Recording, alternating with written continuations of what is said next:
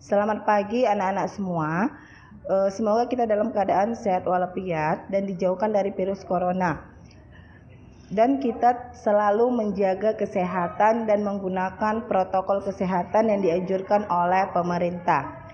Sebelum kita mulai perkenalan dan memulai pelajaran, ada baiknya kita berdoa menurut agama dan kepercayaan kita masing-masing. Berdoa dimulai.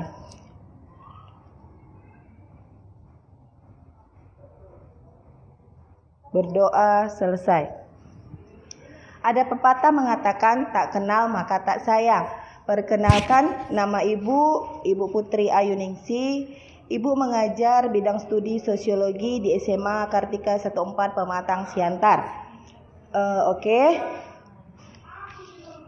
Mungkin kalian pertama sekali mendengar kata sosiologi atau belajar sosiologi. Di mana sosiologi itu berasal dari dua kata, yaitu sosius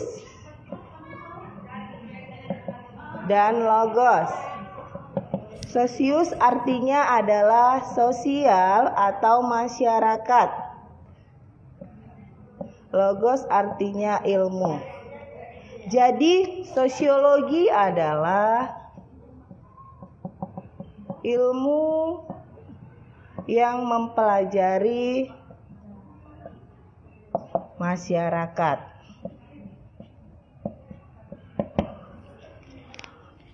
Sampai sini paham? Ya.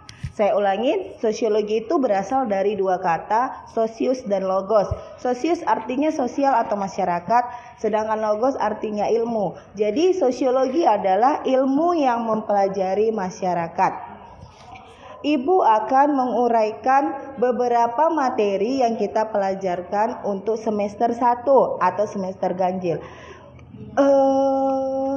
Judul yang pertama sekali adalah fungsi sosiologi dalam mengenali gejala sosial di masyarakat.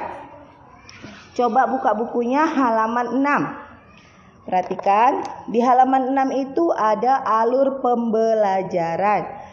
Di situ adalah manusia sebagai makhluk individu dan makhluk sosial.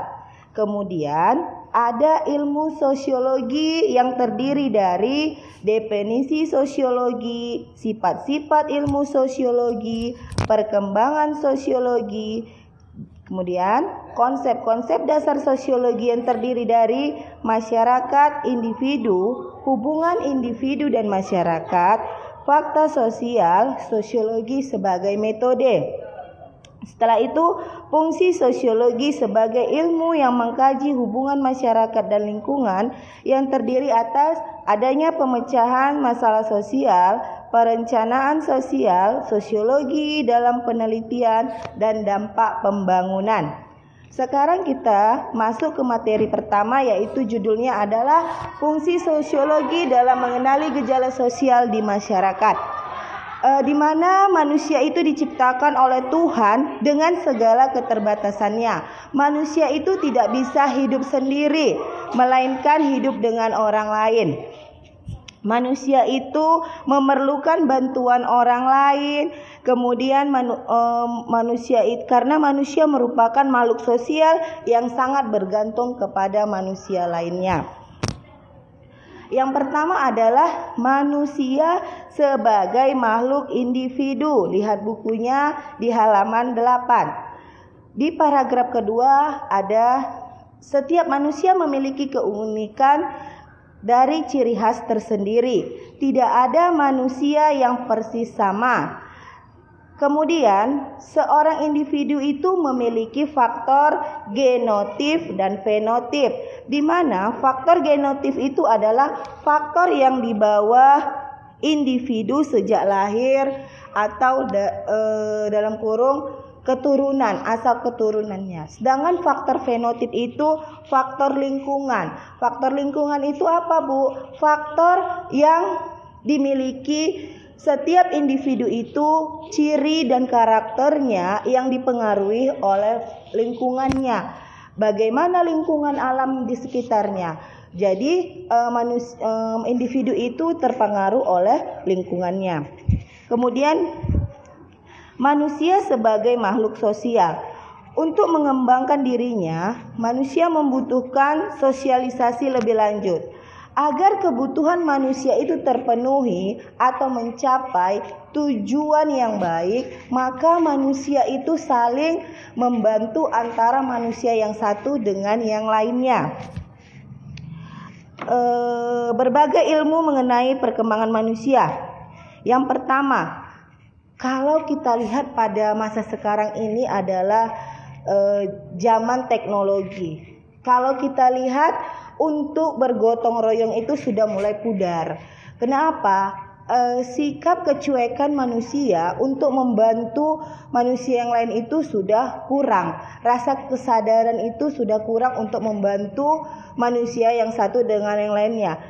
Tetapi sebenarnya itu manusia itu sangat membutuhkan bantuan orang lain.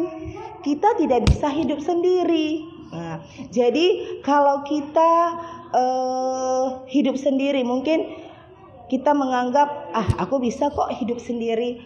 Tetapi kenyataannya kita tidak bisa hidup sendiri. Jadi manusia sebagai makhluk sosial atau manusia sebagai makhluk individu dan manusia sebagai makhluk sosial itu kita cantum, kita wujudkan pada diri kita sendiri.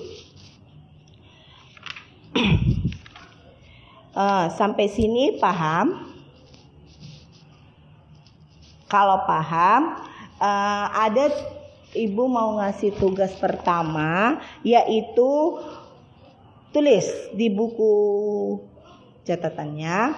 Yang pertama adalah, menurut pendapat Anda, untuk apa seorang individu berinteraksi dengan lingkungannya? Itu dia. Ibu ulangin, menurut pendapat Anda, untuk apa seorang individu berinteraksi dengan lingkungannya? Kemudian yang kedua, bagaimana Anda menjelaskan manusia sebagai individu, padahal manusia juga adalah makhluk sosial? Saya ulangin. Bagaimana Anda menjelaskan manusia sebagai individu, padahal manusia juga adalah makhluk sosial? Ini tugas pertama kita, ada 2 soal, dikerjakan di buku catatan saja. Minggu depan kita kumpul dan kita koreksi bersama-sama. Mungkin sekian materi sosiologi kita yang pertama tadi. Minggu depan kita lanjut. Dan terima kasih.